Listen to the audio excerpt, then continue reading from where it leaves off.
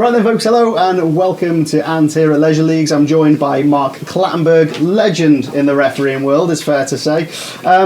We've got a few questions about referee comms. It's a big thing that's grown exponentially in the last few years, especially for referees.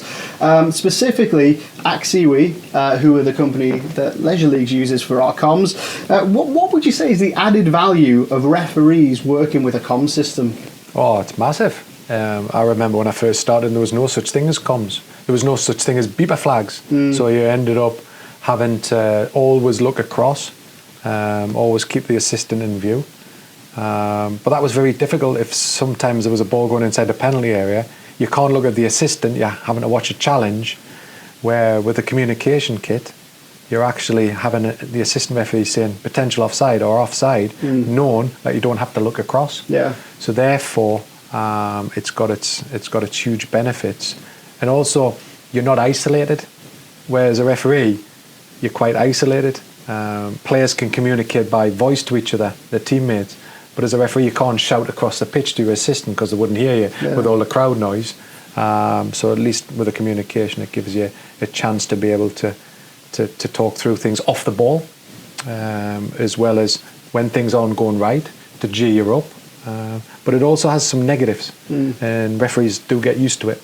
And sometimes it's good to referee without the communication kit from time, because when you get so used to it and it goes wrong during a game, a lot of them don't have a plan B, and you need to have a plan B. Yeah, they find themselves relying on it, and like you say, it's something that can fail. Yeah, it's happened to me. It happened the very first FIFA tournament I went off to Colombia in 2011.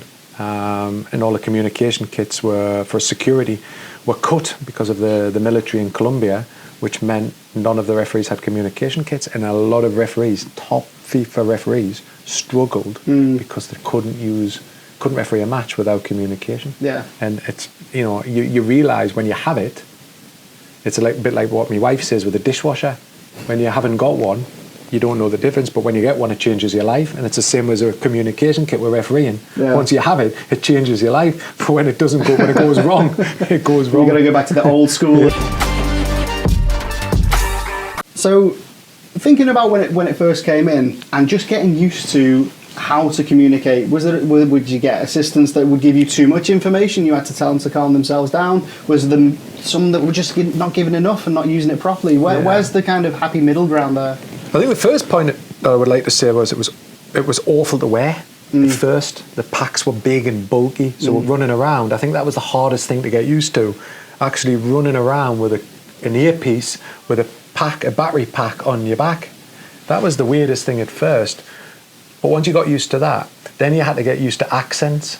I've got a one-Armstrong from Newcastle, but one of my assistants was from Liverpool, and my God, when he spoke, when he was passionate, I was like, what did you just say? Because that was another thing, communication, how they would communicate. And then in the end, I was a guy who didn't want much communication, but only at the right times. Some referees, I remember Mike Dean would speak all the time. They would be talking to each other all the time. I didn't. We would just have clear messages, offside, Mark, keep it going, good decision, yellow card, for example. If there was a foul, they think it's a yellow card. For me, it's a yellow card. Okay, thanks. These type of communications, because sometimes what's good about from an assistant referee to a referee is to get different angles.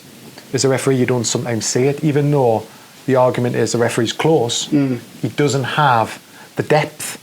Sometimes depth has a better chance to see from a different angle, and they give you. So having that communication across, for me, Mark, it's a yellow. Okay, thanks. And it gives you. It's a team. And the communication allows you to interact as a team, where without that communication, you're not a team. You're individual. Like say, isolated. It kind of opens up that isolation, which is amazing. Do you remember any incidents where, without the comms, you would have missed something big and it would have potentially changed the game, like a player diving or a serious foul play, for example, that was spotted, and you could reach that decision thanks to comms a bit quicker? No, I'd just give you. I can't remember any big decisions, but there was some decisions where, for example, the assistant referee would give you a decision, and I wouldn't go with it. I remember a big Champions League playoff match where the assistant said simulation, simulation, simulation. And from my angle, it wasn't simulation. I'd give a penalty. And the decision was correct. It was a penalty. So what it does is it gives you a second opinion. Yeah. And I was a referee that never relied. I didn't want to rely on anything. I wanted to see it myself. But if somebody else had some more information, it might be just that one piece of information could give us the whole picture. Yeah. And always if it was a key decision, because sometimes communication, especially in big stadiums, the noise was, I'll never forget the time in Galatasaray. That was the only time I had communication, but I couldn't hear. Use it? I couldn't hear anything anybody was saying because it was that loud in the stadium. So even though you had it, it couldn't be used. You talk about that one where the assistant's actually communicating with you. Before comms, that assistant probably would have flagged and gone the opposite way, and it saves that cross communication and being, as the referee, put in an awkward situation by the assistant where you can now give that instruction. No, keep your flag down. I'm overruling. This is what we're doing. Yeah, and also I'll go back to the moment in 2012 with Chelsea Manchester United with the Obermikel racist claim. That having the communication that day helped me because at least all the match officials knew what was being said. Yeah, it wasn't that I was on my own. And another thing that for me, all communication should be recorded. A, for protection of referees, but also B, for training and development, because you need to understand what's been said during decisions now. Because, and at the end of the day, everybody should be transparent anyways. So communication did save me a lot of problems because at least they interviewed all the match officials to ask, did I actually say them words? Yeah. And I suppose as well, if an incident has happened and obviously the player's making their way now off the field of play, you've got a fourth official there who can quickly communicate to the benches to keep them calm, because there's another flashpoint after the red card has been produced, potentially, that can be controlled through comms. And same with the coach, if he's throwing his arms around and disagreeing with one of your decisions, you can actually say to the fourth official, go and have a word with him. If I come across, then it's going to be more severe, so give him his one warning and hope normally that can help. So you don't want to interrupt the game, and communication allows you not to interrupt that game if you can communicate in the right way. Fantastic. Well, that is thanks to Mark Clattenburg there.